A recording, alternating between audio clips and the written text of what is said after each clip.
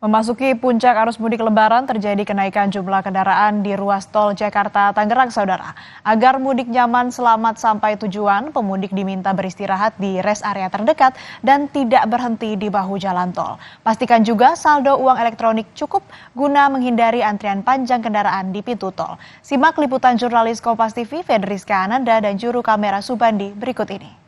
Saudara, memasuki puncak arus mudik Lebaran tahun 2024, ruas tol Jalan Jakarta-Tangerang ini mulai dipadati oleh kendaraan. Sehingga ini para pemudik dihimbau untuk tidak beristirahat ataupun berhenti di bahu jalan, karena ini selain juga untuk menghindari terjadinya kecelakaan. Para pemudik dihimbau untuk dapat melakukan istirahat di rest area terdekat, di mana selain beristirahat, para pemudik juga dapat melakukan aktivitas lain seperti beribadah dan juga di tempat rest area yang saya melaporkan saat ini juga disertai atau difasilitasi oleh area bermain anak.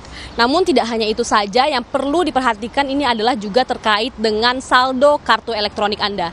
Sehingga ini memang untuk menghindari terjadinya antrian panjang kendaraan ketika melakukan tap in ataupun tap out di pintu tol. Sehingga bagi Anda yang tadinya sering kekurangan saldo kartu elektronik ataupun sering meminjam kartu elektronik ke pengemudi yang di belakang Anda, ini sudah tidak diperbolehkan karena memang dari sistem dari Get Tol ini sudah membaca satu kartu satu kendaraan. Jadi memang untuk kartu elektronik ini juga harus menjadi perhatian sehingga tidak terjadi antrian panjang kendaraan di pintu tol.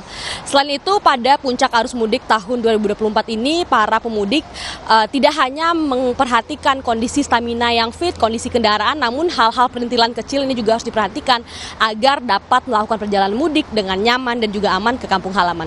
Fedriska Ananda, Subandi, Kompas TV, Tangerang.